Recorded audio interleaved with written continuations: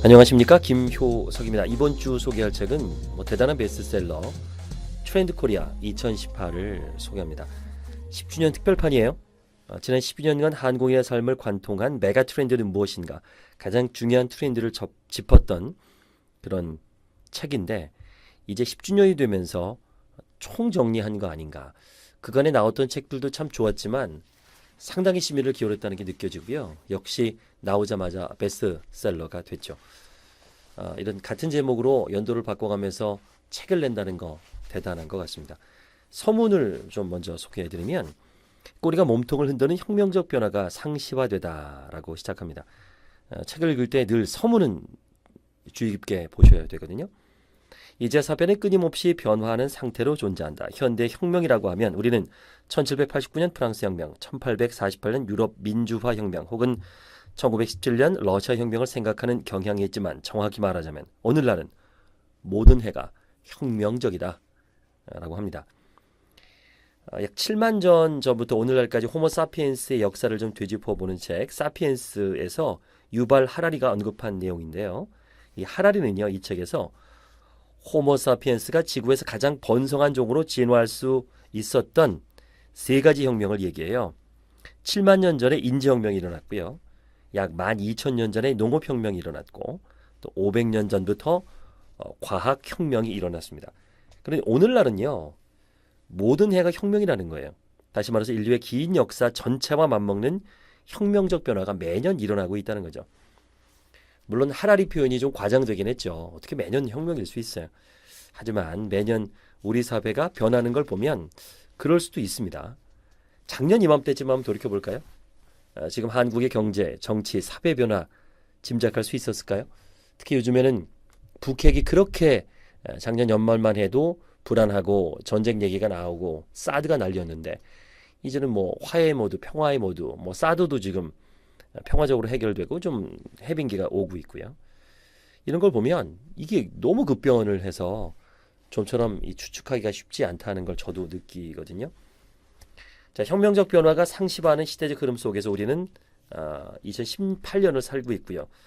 최근 몇 년간 그래봤지만 2018년에도 올해 내년 그렇게 낙관적이지만은 않습니다.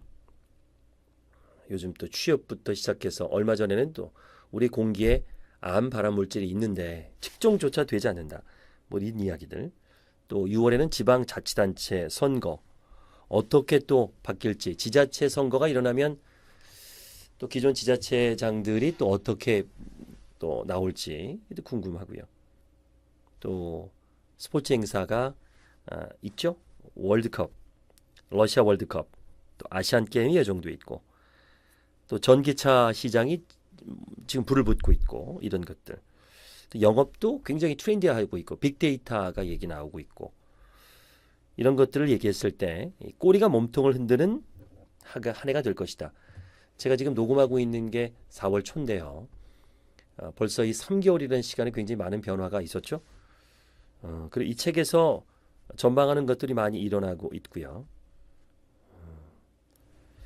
개에 대한 이야기가 이제 소개가 있는데, 이제 그거는 올해 개띠에라 이렇게 표현을 한 것 같습니다.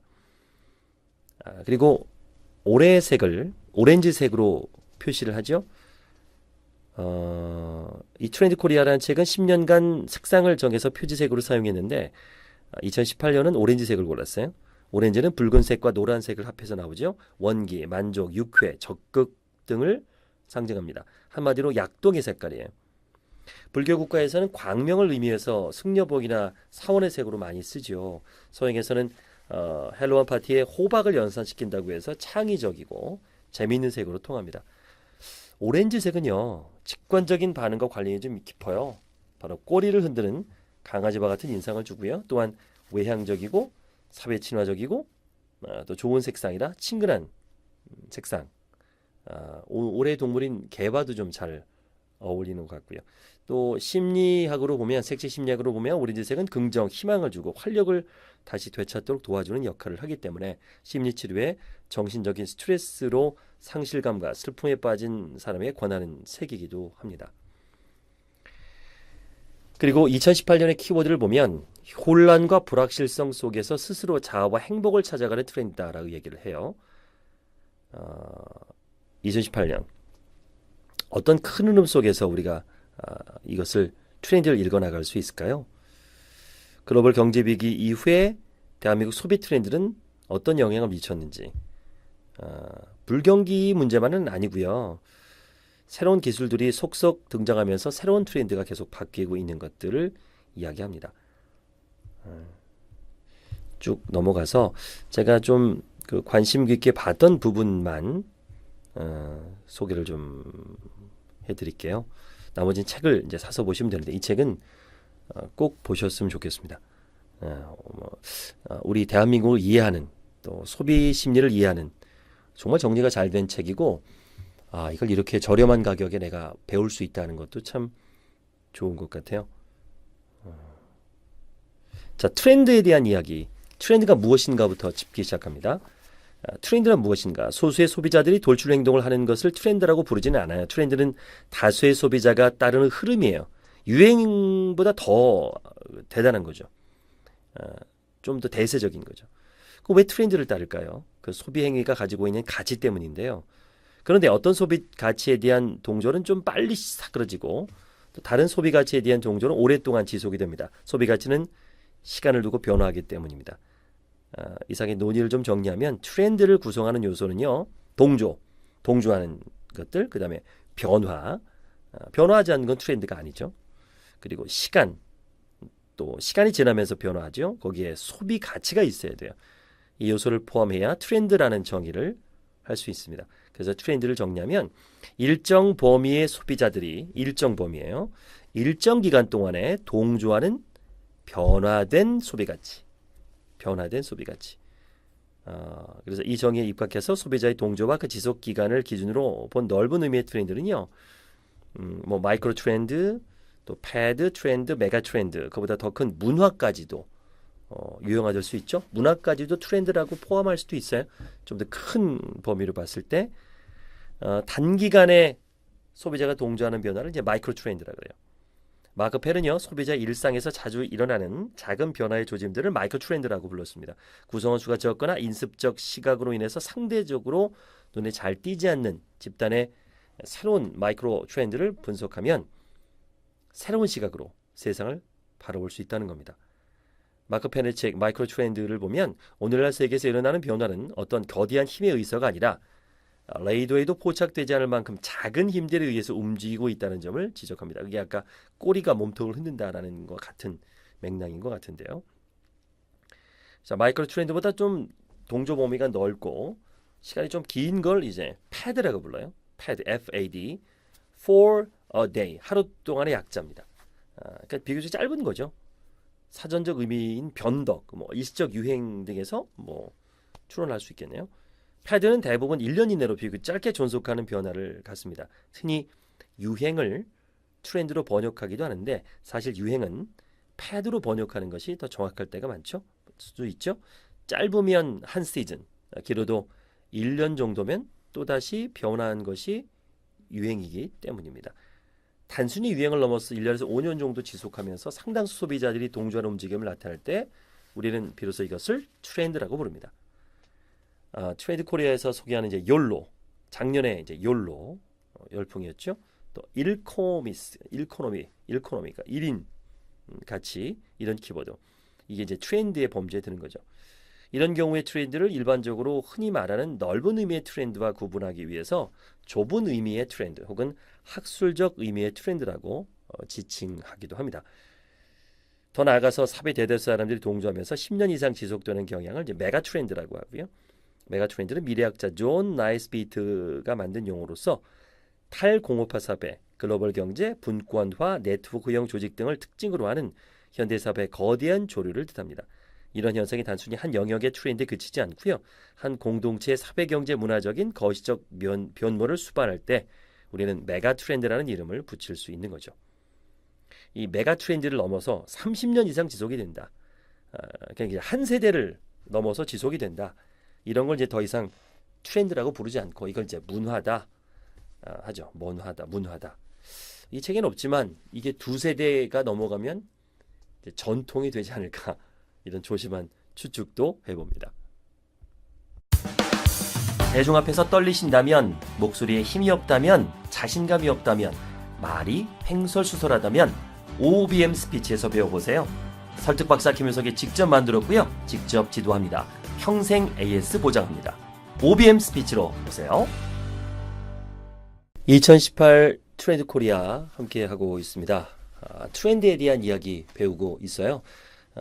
이 트렌드를 이해하기 위해서는 그것이 어떻게 정의되고 있는가, 범주는 어떤지에 대한 마이크로 트렌드, 패드, 트렌드, 문화 이렇게까지 소개를 했고요. 그러면 소비 트렌드를 변화를 일으키는 주요한 요인, 이제 동인이라고 하는데 주요한 요인을 세 가지로 이야기를 합니다. 첫 번째가 기술이에요.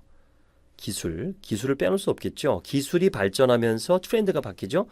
기술 자체는 트렌드가 아니지만 기술이 인간 행동 변화를 가능하게 하죠. 그런 또 단초를 제공하잖아요. 예를 들면 증기관이 발명이 됐어요. 또 화장실이 보급이 됐어요.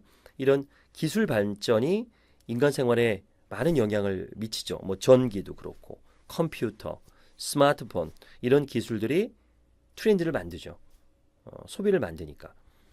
대부분의 기술이 소비에 영향을 준다고 할 수 있겠지만 21세기 이후의 소비 트렌드에 가장 직접적인 영향을 미치는 기술은 역시 그 소통과 관련된 기술이에요. 정보통신, 뭐 네트워크, 단말기, 플랫폼 이렇게 인간과 인간의 소통을 넓고 빠르게 효율적으로 만들어주는 기술들이 트렌드에 영향을 많이 미치죠.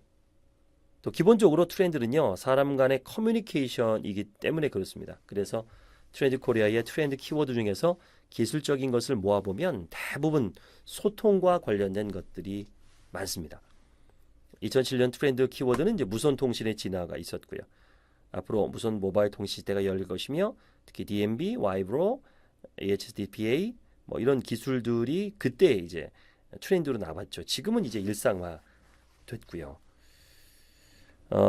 기술적 여건의 발달 중에 최근 10년 동안 가장 중요한 변수를 주는 기술 한 가지를 뽑는다면, 여러분도 짐작하죠. 스마트폰이죠. 스마트폰. 현대인의 일상과 산업의 지형을 완전히 바꿨죠. 또 SNS라는 것을 만들었고요. 스마트폰이 그걸로 이게 폭발적으로 늘어나고 있습니다. 그 다음 인구입니다. 인구 구조죠. 1인 인구 그리고 또 베이비 부머의 인구 분포 이런 것들이 당연히 소비를 만들죠.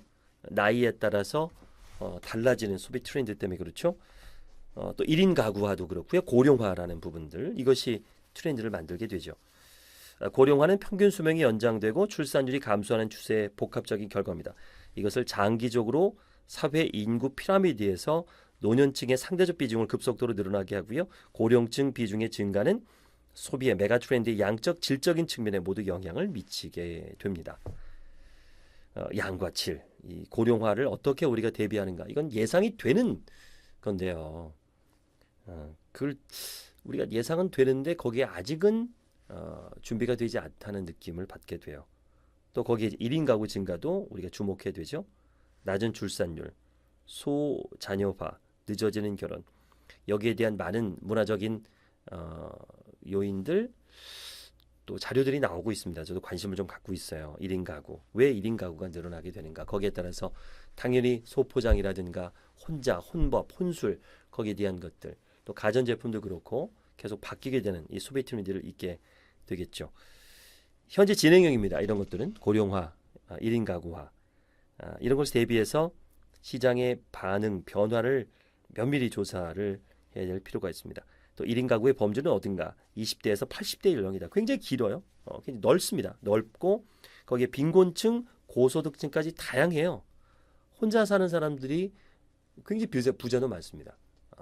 소비가 많이 되죠. 따로 뭐 저축을 하거나 뭐 자녀 교육비를 쓸 이유가 없으니까 그런 소비를 주도하는 세대도 있고 아니면 뭐 이렇게 빈민층도 1인 가구가 있고 거기에 대해서 우리가 어떻게 대비할 것이냐는 것도 공부를 할 필요가 있겠죠.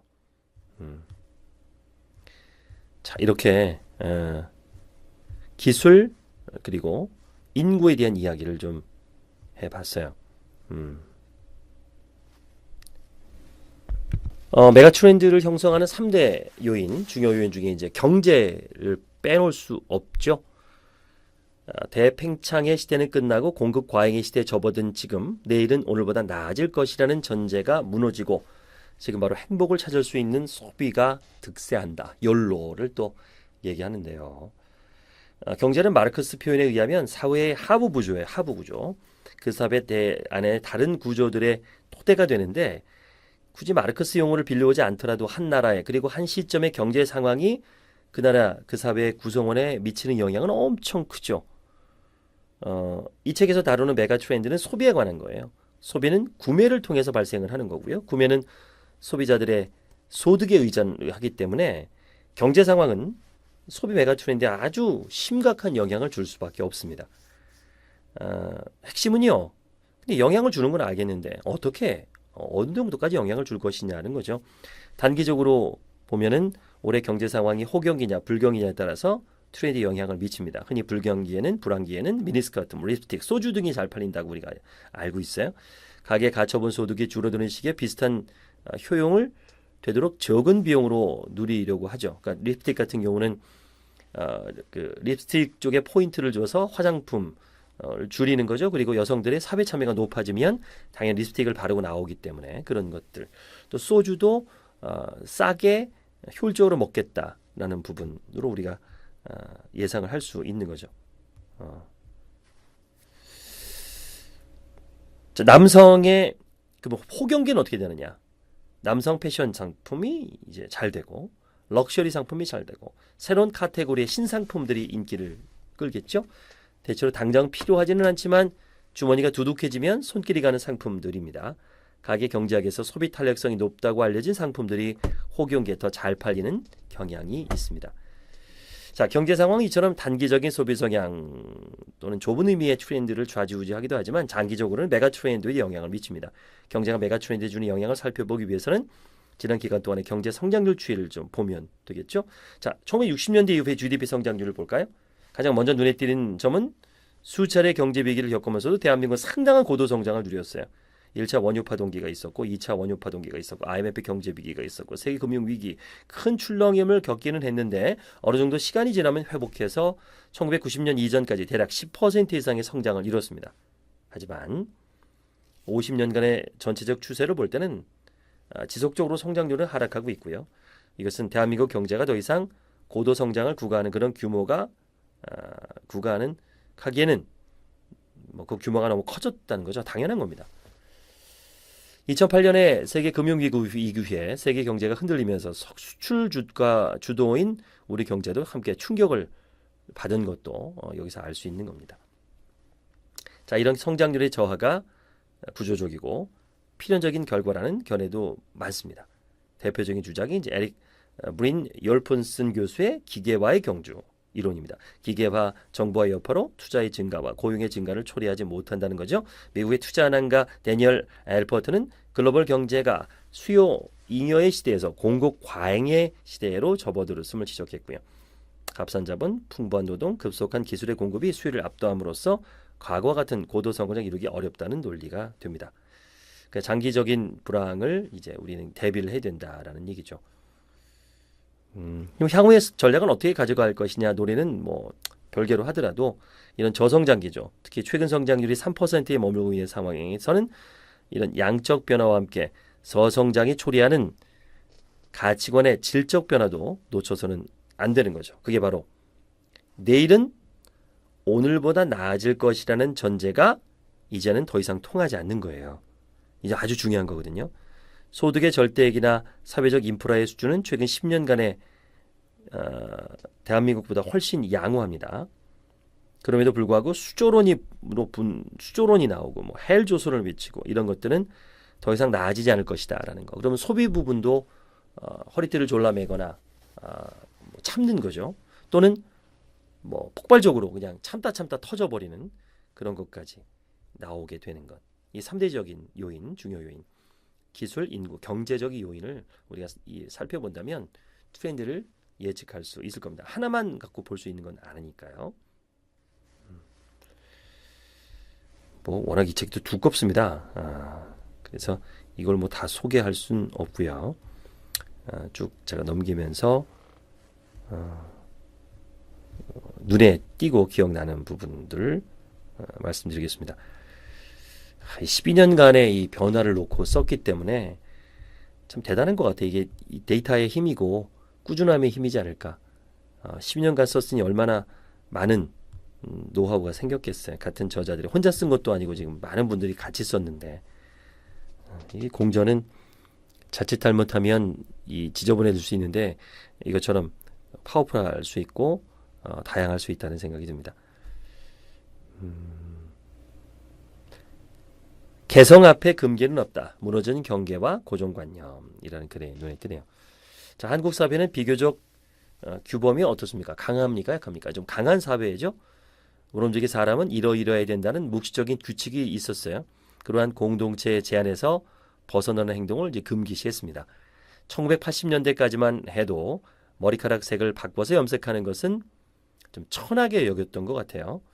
30이 되기 전에 결혼을 해야 됐고요. 결혼을 했으면 빨리 아이를 갖는 게 당연했고요. 또 부모님을 모시는 것도 당연했어요. 소비도 마찬가지입니다. 되도록이면 남들이 다 사는 유행 브랜드를 경쟁적으로 구입해야 했고요. 취미생활도 다들 하는 일에 뒤처지지 않으려고 했습니다. 이 집단이 굉장히 강조가 됐던 그런 시대죠. 근데 그런 획일과 금기가 무너지고 있습니다.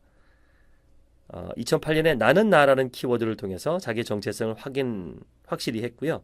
자신만을 위한 1인용 제품을 적극 소비하는 사람들이 주목을 받았습니다. 그리고 2009년에는 난 너무 멋져를 외치는 개성 만점의 소비자들이 등장했고요. 2010년에는 딴짓의 즐거움, 금기의 종언이라는 키워드까지 선보여서 대한민국 소비에서 금기가 무너지는 모습을 보여줬습니다.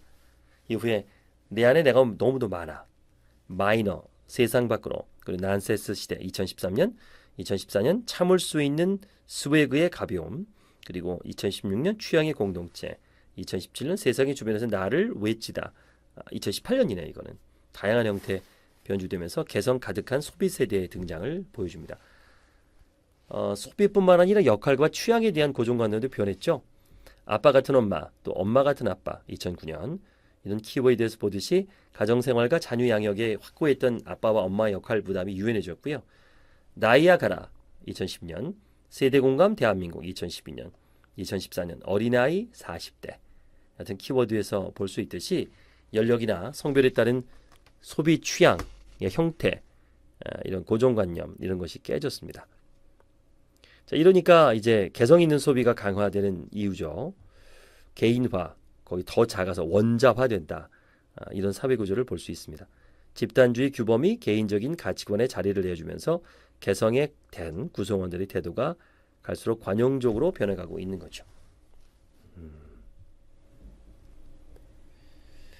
휴식, 치열한 경쟁과 안락한 휴식 사이에서 그런 이야기도 이 책에서 만나실 수 있습니다.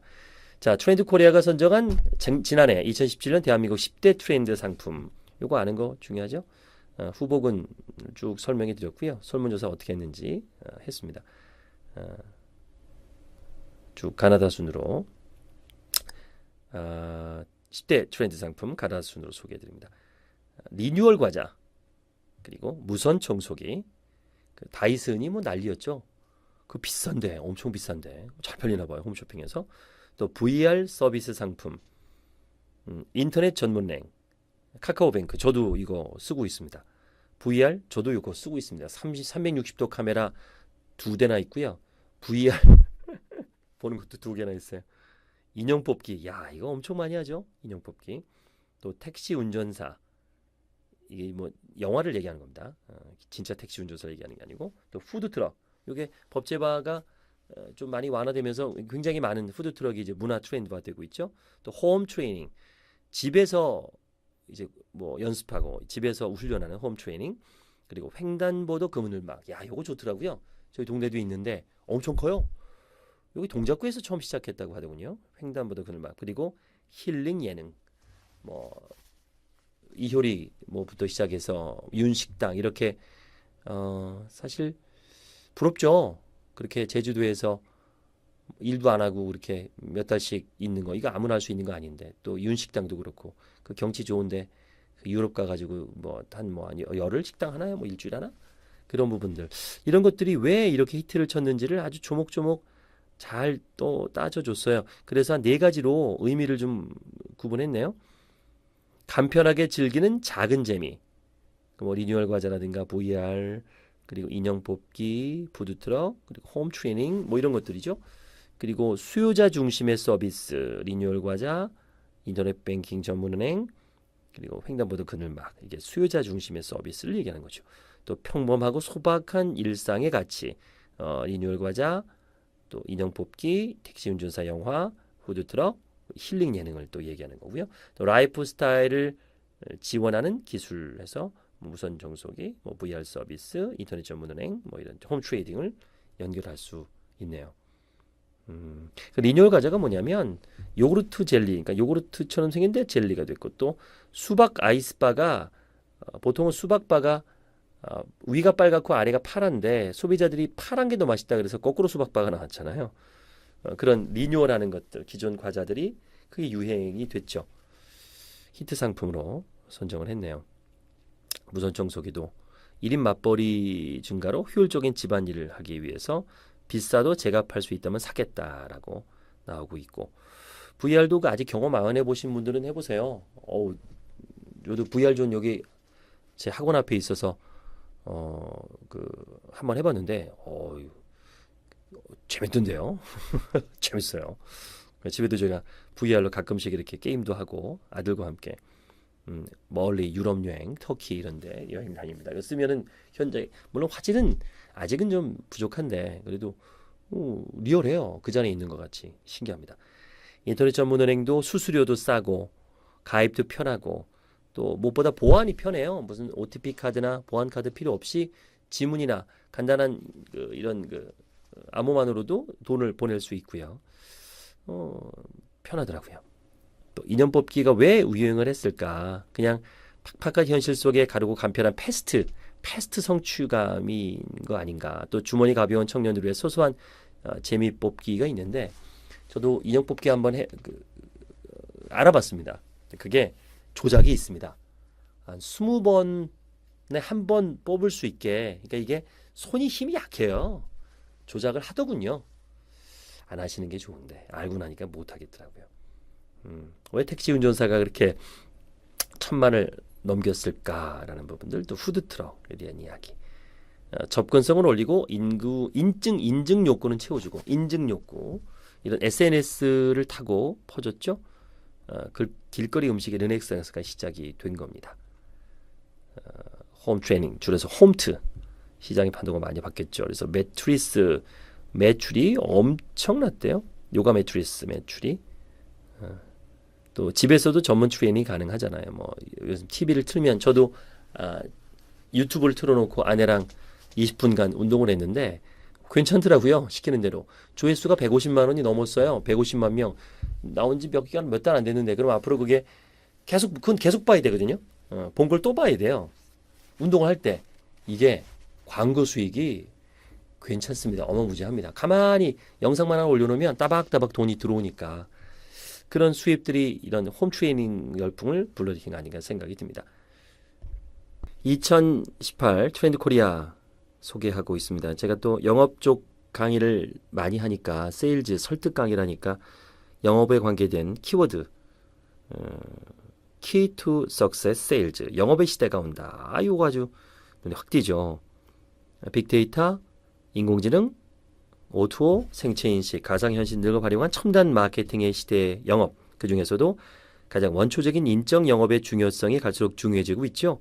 구매 채널이 혁명적으로 다양해지고 상품 정보가 손안에서 넘쳐나게 되지만 불황은 계속되고요. 유통 채널의 경쟁은 날로 치열해지고 있습니다. 이렇게 소비자의 지갑을 열기가 훨씬 더 어려워지고 있는 시점에서 진실의 순간은 오직 사람이 만들어낼 수 있다. 하지만 전통적 영업 방식을 그대로 유지해도 된다는 의미는 아니고요. 인정과 막무가내식 설득에 호소하는 주먹구구식 관계 영업이 아니라 다양한 매체, 접점, 채널의 과학적 분석을 통해서 영업의 과학화가 기업의 핵심 역량으로 떠오르고 있습니다. 2017 트렌드 코리아 2017에서 주목하는 영업의 시대의 트렌드 키워드는요. 영업은 과학기술과 만나서 소비자에게 작은 체험을 제공하고 다양한 유통 채널과 결합한 다중 유통 채널로 변신을 하고요. 소비자가 언제든 의지할 수 있는 종합 컨설턴트로서 변신을 꾀할 것을 제안했습니다. 이것을 달성하기 위해서 영업의 개념을 마케팅과 배송에까지 확대함은 물론이고 영업교육과 실무를 연결하고 성과를 결과만이 아닌 과정으로 평가하는 과학적 성과 측정 시스템이 구축돼야 된다라고 얘기를 했어요. 이제 뭐 매장이 필요 없는 온라인은 일상이 됐고요. 누구나 스토어팜도 있어서 누구나 쇼핑몰 주인이 될 수 있지 않습니까? 누구나 말을 하지만 말을 잘하는 방법을 배우지 못했습니다. 누구나 목소리를 갖고 있지만 좋은 목소리를 어떻게 내는지 모릅니다. 그 방법을 알려드립니다. 김효석의 증문즉설, 스피치에 대한 고민을 해결해드립니다. 검색창에 김효석의 증문즉설을 검색하세요. 비즈니스 생태계가 고도화되는 과정에서 제품과 고객 사이의 중간 역할을 하던 영업이 사라질 거다라는 우려도 있어요. 그런데요, 부단히 변신하고 새로운 성과를 창출해내는 성공적인 영업 사례도 많거든요. 인맥에 의존하던 주먹구구식 영업은 나날이 발전하는 기술 수준에 발맞춰서 스마트 영업으로 활로를 모색게 했고요. 영업 인력의 언변에만 매달리거나 이런 것들 막무가내식으로 설득하던 영업은요, 고객의 관심을 자연스럽게 환기시켜서 구매로 연결하는 프로모션형 영업으로 거듭났습니다.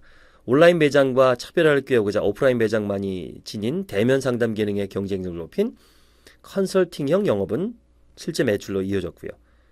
2017년 지난해 변신과 변심을 거듭하고 거듭나고 있는 영업의 활약상을 이 책은 잘 짚어봤습니다. 첫 번째로 스마트 영업, 빅데이터의 첨단 기술을 이용한 스마트 영업에 대한 소개가 있고요. 또 모바일 앱을 더한 대면 서비스에 모바일 앱을 더한 그런 서비스.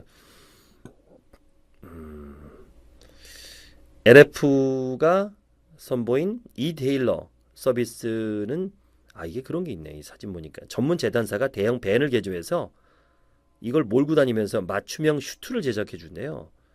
오, 멋지다. 자, 프로모션 영업. 자, 공익적 프로모션으로 소비의 가치를 좀 더해주는 그런 부분들. 고객을 능동적으로 움직이게 만드는 게임형 프로모션. 또 컨설팅형 영업. 요즘 많이 하고 있죠. 정보가 많고 도움을 먼저 주는, 이게 어떻게 보면은 지속되는 매출 부진에서 벗어나는 방법. 그러니까 방문 판매에서 이제 컨설팅형 영업을 좀 많이 합니다. 전문가가 컨설팅을 해주면서 자연스럽게 카운슬링을 하는 이런 컨설팅 영업은 앱에서도 가능하죠. 이런 것들, 새로운 영업 스타일의 전략들이 아주 정리가 잘 되어 있습니다. 이거 소개해드리다 보면 한도 끝도 없을 것 같아요. 지금 한 10분의 1, 20분의 1도 못했는데요. 무조건 이 책은 보셔야 됩니다. 현대의 경제활동을 하신다면, 돈을 버시는 분이라면 어떻게 돈이 움직이고 있는지, 흐름이 있는지 트렌드 코리아 2018에 주목해 주시기 바랍니다.